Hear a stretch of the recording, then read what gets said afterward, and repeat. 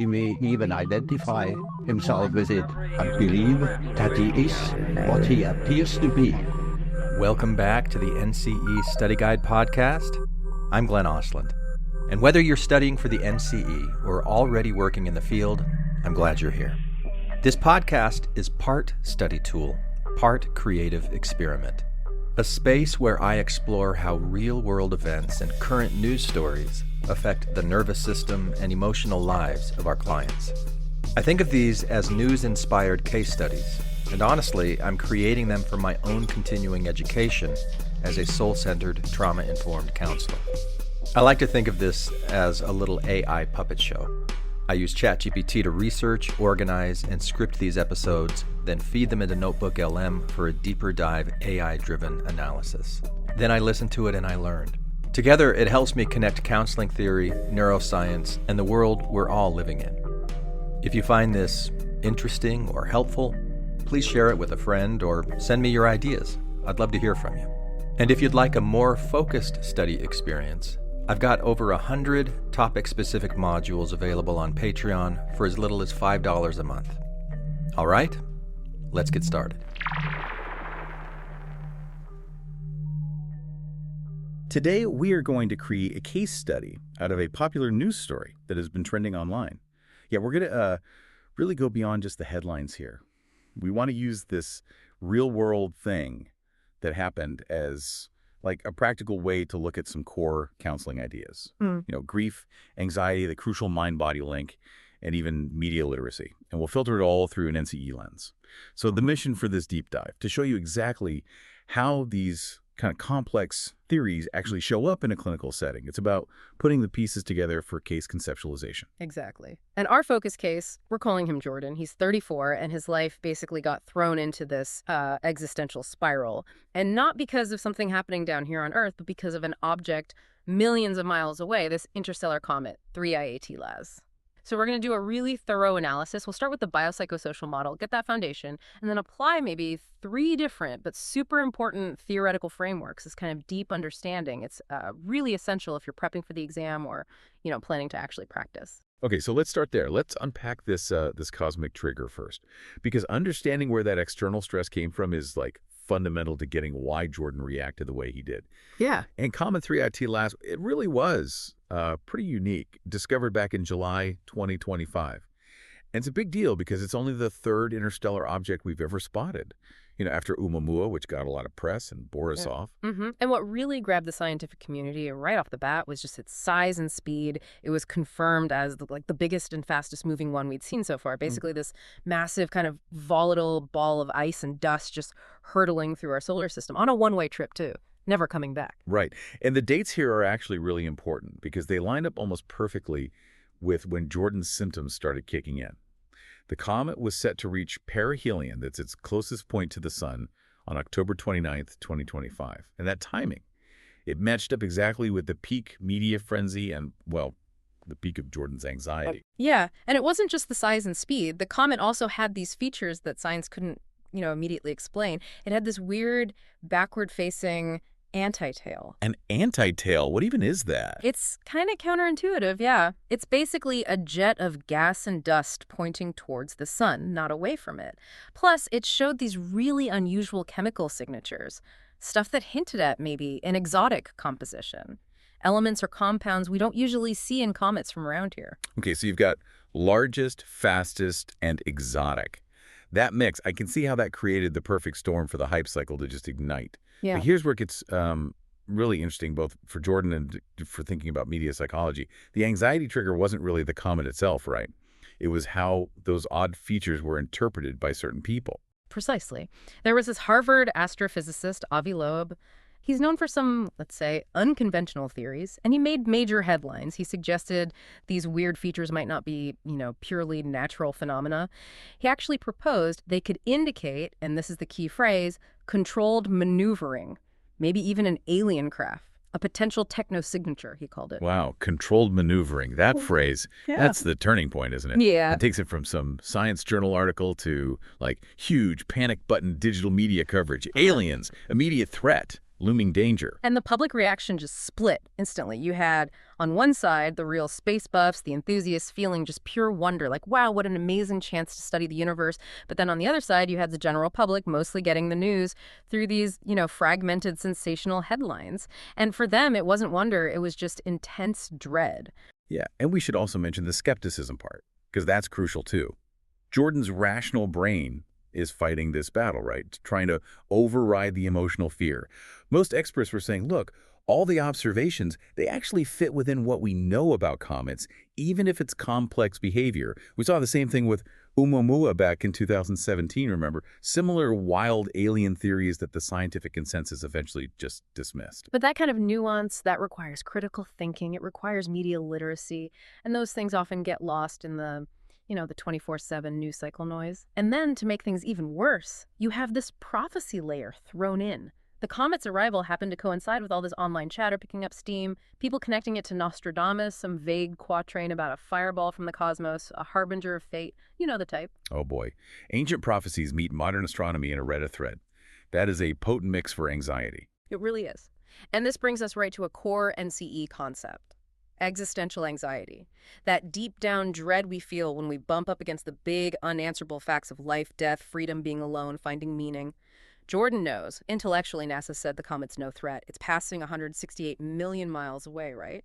But the story about the comet, the alien stuff, the prophecies, just the sheer uncontrollable nature of space, it becomes a symbol for the ultimate lack of control. And that perceived threat, that's powerful enough to trigger a full-blown internal crisis. So the actual rock and ice, Yeah. benign.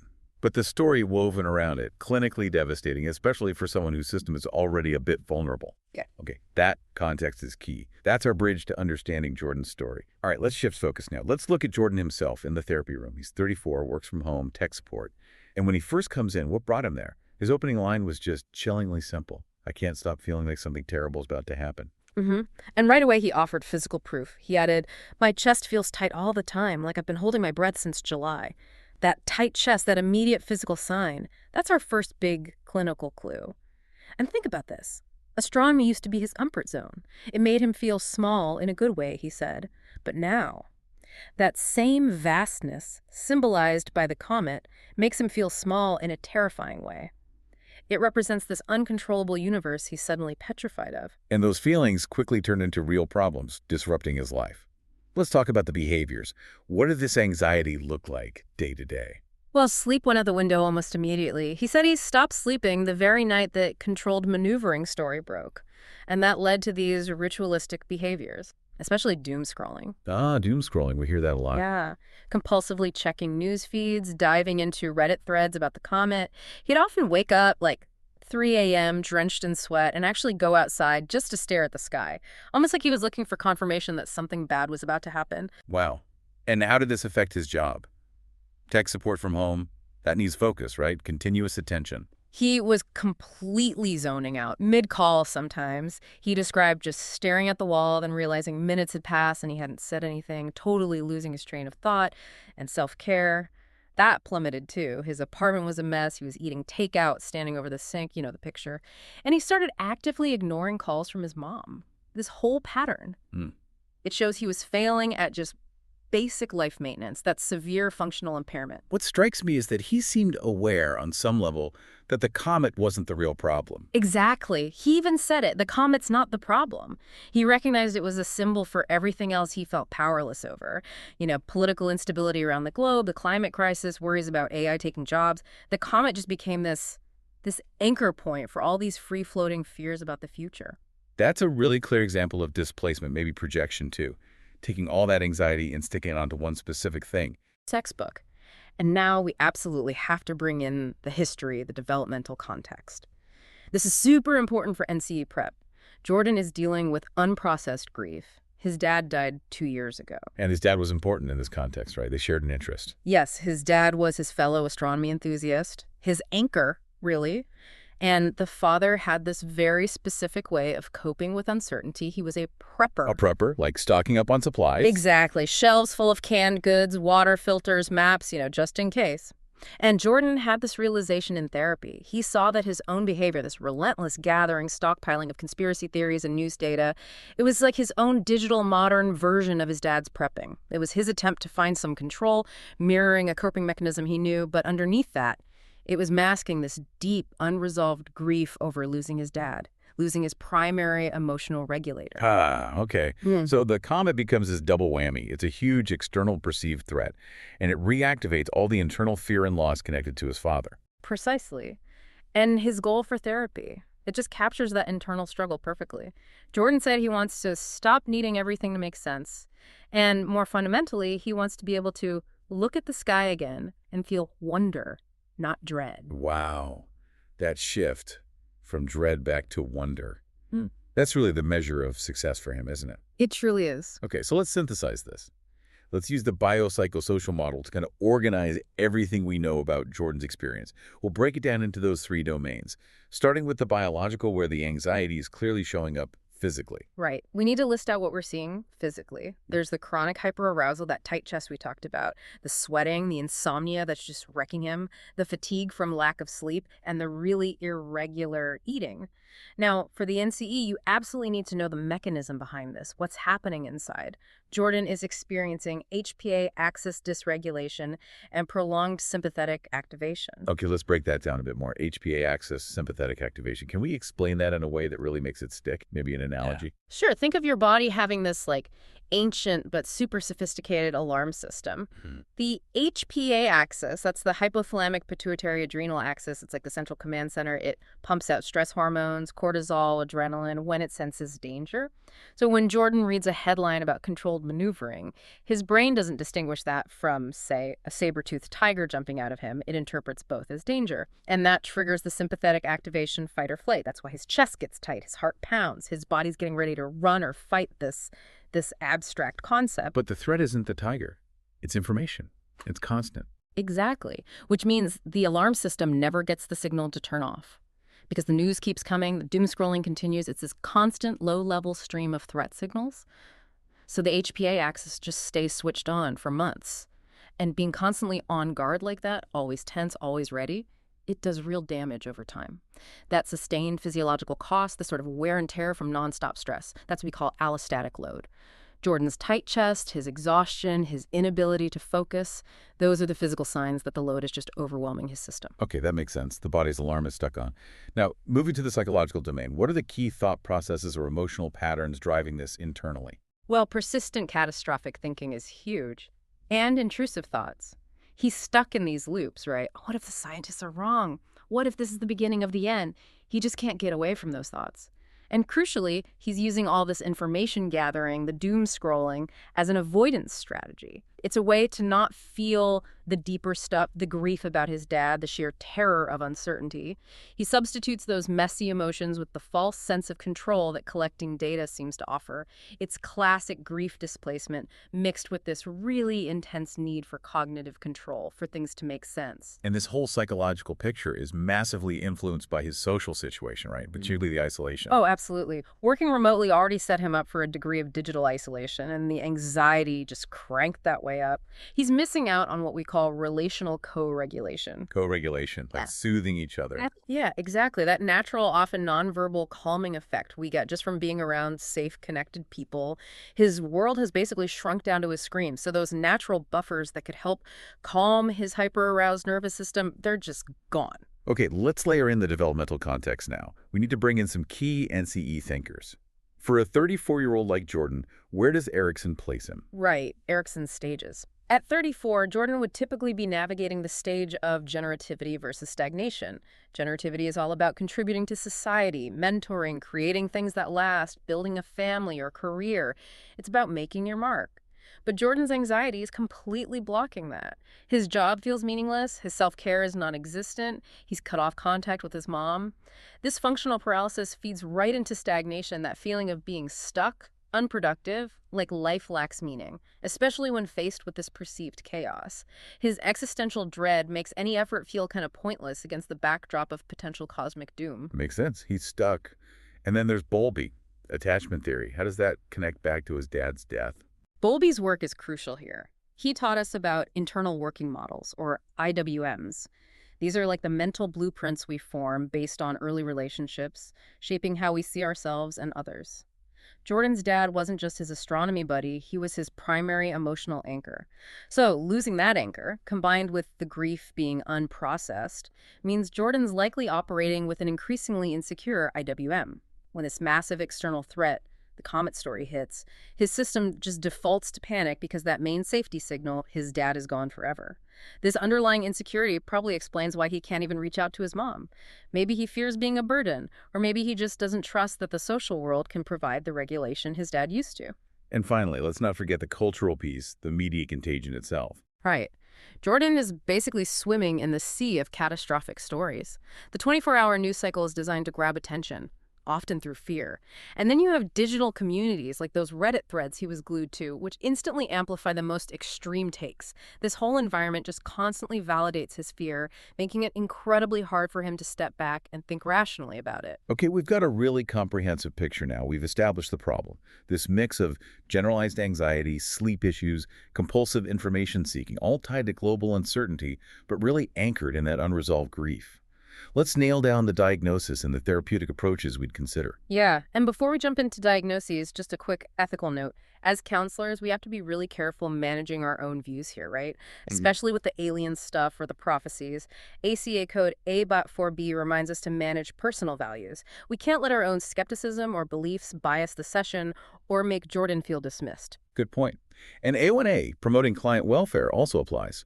We need to help Jordan develop autonomy around his media use and self-care, helping him set boundaries, not just telling him what to do. Exactly. Okay, so provisional diagnosis based on the DSM-5-TR. The best fit, initially, seems to be adjustment disorder with anxiety, F43.22. Okay, adjustment disorder. Why that specifically, rather than jumping to something like generalized anxiety disorder, GAD? This is a really important distinction for the NCE, differentiating those two. It's critical. Adjustment disorder is for when significant symptoms, in this case, F43.22, specifies anxiety pop up within 3 months of a clear, identifiable stressor. For Jordan, the stressor is crystal clear. The comet news, the speculation hitting in July, and his symptoms followed immediately. His anxiety, his sleep problems, his functional impairment, it's all a direct adjustment reaction to this overwhelming event. And the difference from GAD is? GAD, or F41.1, requires worry that's excessive, pervasive, and chronic, lasting 6 months or more. And crucially, it's usually across multiple areas of life, not tied quite so tightly to one specific trigger event. Jordan definitely shows traits of GAD, like the catastrophic thinking. But if his anxiety significantly drops once the comet news cycle fades, then adjustment disorder is the more accurate time-limited diagnosis. Jumping straight to GAD risks pathologizing what might be a stress-specific reaction that could resolve relatively quickly with the right support. We'd only really confirm GAD if these symptoms hang around long after the comet is old news, you know? Got it. That clarity on the time frame, 3 months versus 6 months, and the link to a specific stressor is key. Good, now let's talk frameworks. You mentioned 3. Let's start with acceptance and commitment therapy, ACT. Why ACT for Jordan? ACT is really well suited here because it directly targets Jordan's core struggle, his inability to handle uncontrollable uncertainty, his whole strategy trying to control the universe by gathering data. It's like trying to stop a hurricane by yelling at it. It's futile. ECT basically says, okay, you can't control the external stuff, so let's work on how you respond to it. So how do you actually do that in session? What's the intervention? A key technique is cognitive diffusion. Jordan has this thought. The comet is coming, it means death. And he's fused with it. He believes it absolutely. Diffusion helps him step back and see that thought just as words, as mental noise, not as objective reality. We might have him, imagine putting the thought on a leaf floating down a stream, or maybe even sing the thought, the comet is coming, to the tune of Happy Birthday. It sounds silly, but it creates distance. It breaks that fusion. Then we shift towards values clarification. We ask him, okay, Jordan, what truly matters to you deep down? Is it being 100% certain about the cosmos? Or is it being connected to your mom, doing well at your job, feeling wonder again? This helps redirect his energy away from that useless struggle for control and towards actions that align with his actual values. Okay, diffusion and values. Makes sense for ACT. Next up, cognitive behavioral therapy, CBT. This feels like a natural fit, too, given his thought patterns. Absolutely. CBT goes right after those specific cognitive distortions that are fueling his panic. We heard two really clear ones: catastrophizing, thinking, if the scientists are wrong, we're all doomed, assuming the absolute worst outcome is guaranteed. And also personalization, it feels like the comet is watching me. That's taking a massive, impersonal, cosmic event and feeling like it's somehow directed at him personally. So CBT tackles those head on. How? Yeah, with very structured techniques. We use reframing or cognitive restructuring. We challenge that personalization by constantly bringing him back to the objective facts. Remember, it's 168 million miles away. What does the scientific consensus actually say? It's about restoring a sense of proportion. And the other big piece is behavioral activation. This is so important for breaking the cycle of isolation and inertia. We work with him to set small, achievable daily goals, maybe just washing the dishes, maybe making that call to his mom. Each little success provides positive reinforcement and starts rebuilding momentum, pulling him out of that depressive slump. Right. Action as an antidote to the anxiety. Yeah. Okay. Framework number 3, polyvagal somatic therapy. This one connects directly to that tight chest, the physical side of things. Exactly, because his body is physically stuck in that fight or flight mode. Polyvagal theory, developed by Dr. Stephen Porges, gives us this amazing map of the nervous system to understand why. The somatic approach then gives us tools to help him physically regulate, to calm that system down. The immediate goal is helping him learn to recognize what state his nervous system is in, and then how to consciously retone the vagus nerve. The vagus nerve is like the superhighway of communication between the brain and the body, controlling heart rate, breathing, digestion, all the stuff that goes haywire when we're stressed. Retoning the vagus nerve, what does that actually look like or feel like for Jordan in therapy? It means learning how to consciously activate the calming branch of his nervous system, what Porges calls the ventral vagal complex. That's the safe and social state. Interventions would involve specific grounding exercises, maybe some gentle movement, things that signal safety to his body. The aim is for him to have a tangible, felt sense of calming down, of shifting his physiology out of that chronic red alert state. Okay, 3 really solid frameworks. ACT for acceptance, CBT for the thoughts, and polyvagal somatic for the body. That gives us a clear, multi-layered plan. So let's drill down into the specific interventions. What are, say, 5 core strategies a counselor would actually use with Jordan, drawing from these frameworks? Okay, first up, definitely thorough psychoeducation on stress physiology. The rationale here pulls from both CBT challenging his perhaps distorted belief that his body is broken, and polyvagal giving him that map to understand his own nervous system responses. We need to normalize his physical reactions, explain why his chest is tight, why he's sweating. Using that analogy we discussed can be really helpful. Look, Jordan, your vagus nerve doesn't know the difference between a real tiger and a scary CNN headline. It just registers threat. Normalizing it like that can actually reduce the secondary anxiety he feels about the panic itself. Right, takes away some of the what's wrong with me fear. Okay. Okay, intervention 2. Mindfulness-based grounding. Something practical, like the 5-4-3-2-1 sensory awareness exercise. The rationale here is straight out of ACT. Jordan's mind is constantly either stuck in the past, grieving his dad, or catastrophizing about the future, the comet. Grounding pulls him forcibly into the present moment by anchoring him to his senses. When he starts spiraling, the instruction is simple. Okay, name 5 things you can see right now, 4 things you can physically touch, 3 things you can hear. It's a powerful cognitive interrupt. It short-circuits that rumination loop. Simple but effective. Yeah. Okay, 3rd intervention. We need to address that tight chest directly. Yes, somatic regulation techniques. Rationale. Polyvagal theory in action. These are specific physical tools to downshift that sympathetic overdrive. We teach him slow exhale breathing, making sure the exhale is noticeably longer than the inhale. That's a direct signal to the vagus nerve that the danger has passed. We might also use gentle neck stretches. Tension often accumulates there, and orienting movements. That just means encouraging him to slowly look around the room, noticing the walls, the furniture, finding the boundaries. This engages the social engagement system and helps his body register, okay, this environment is actually safe right now. These are tools he can use anytime, anywhere for an immediate anxiety break. Physical tools for a physical problem. Got it. Number 4. Using narrative externalization, we could call it working with the comet story. This comes from narrative therapy. Right now, Jordan is fused with the problem. I am an anxious person. Externalizing helps him separate his identity from the anxiety. So instead of, why are you so anxious, we might ask questions like, when did the comet story first start influencing you? Or what tricks does the comet story use to convince you there's danger? This positions the anxiety as something separate, something he can observe and respond to, rather than it being who he is. It helps him reclaim his identity as someone capable of wonder, not just fear. I like that, separating the person from the problem. Okay, and the fifth core strategy. We have to target the maintaining factor, which is the constant media exposure, so a digital hygiene contract. This is really a systems-based intervention, focusing on changing his environment to support his regulation. We'd work with him collaboratively to set clear, manageable boundaries. The contract might say something like, no checking news feeds or specific Reddit threads after 7 p.m., or limit total Comet news consumption to 15 minutes per day. It's not about punishment. It's about fostering self-management skills, creating behavioral containment, and reducing the constant input that keeps his system fired up and maintains that allostatic load. Okay, 5 concrete interventions. Psychode, grounding, somatic tools, narrative externalization, and digital hygiene. That's a solid toolkit. This whole case, Jordan's story, it's just such a powerful illustration of the mind-body connection, isn't it?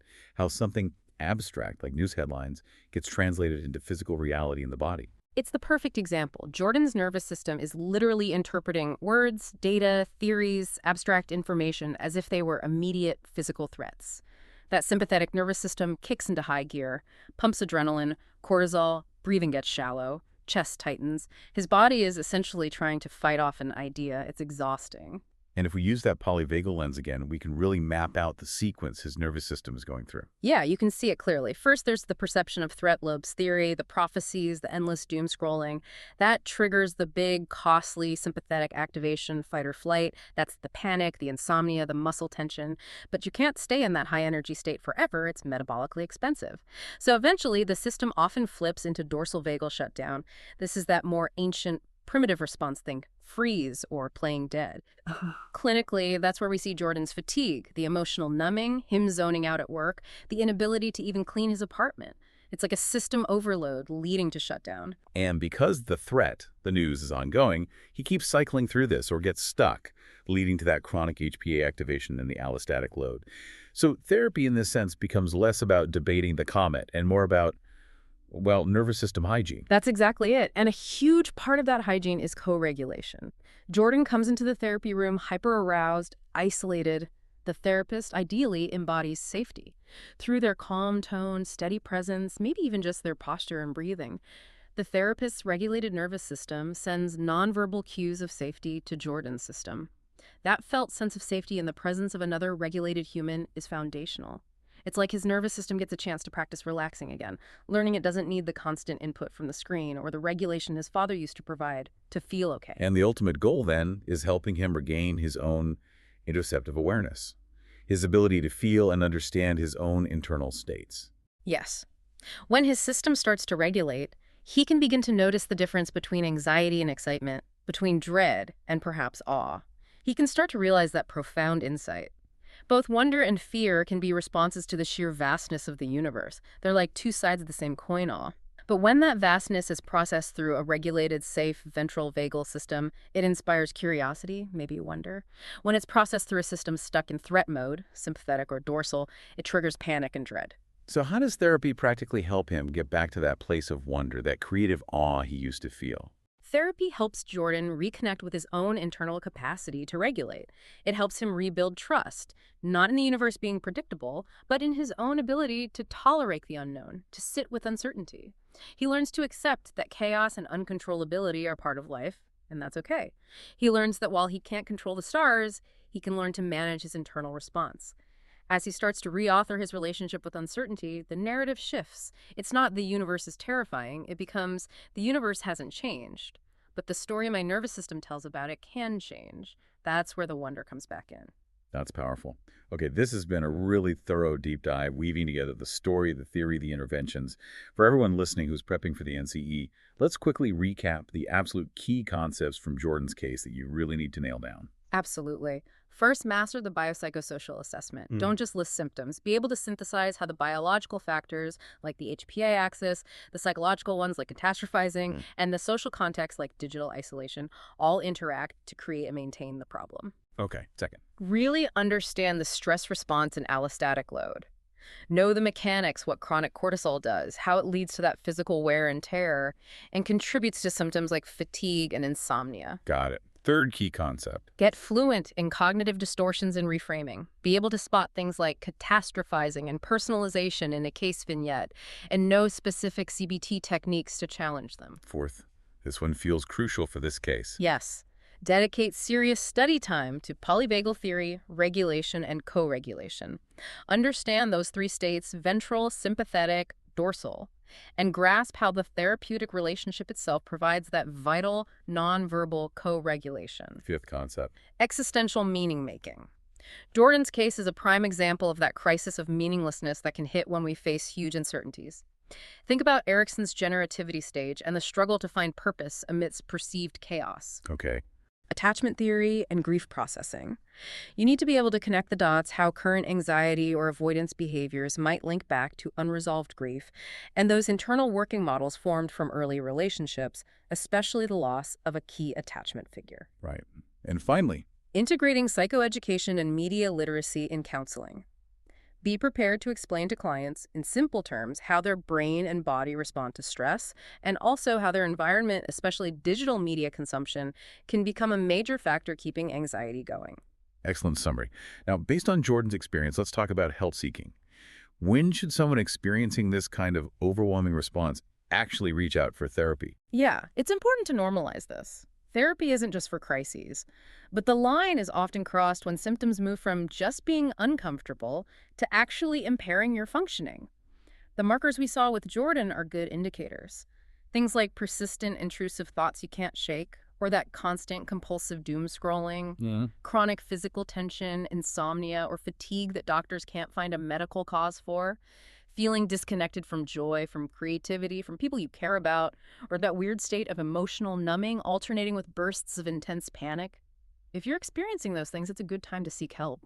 Think of it like preventive care for your mind and body, not waiting until everything completely falls apart. Good advice. And for students wanting to dig deeper into these specific theories to really ace those NCE questions, any key resources you'd recommend? Definitely. For the nervous system piece, anything by Stephen Porges on the polyvagal theory is essential.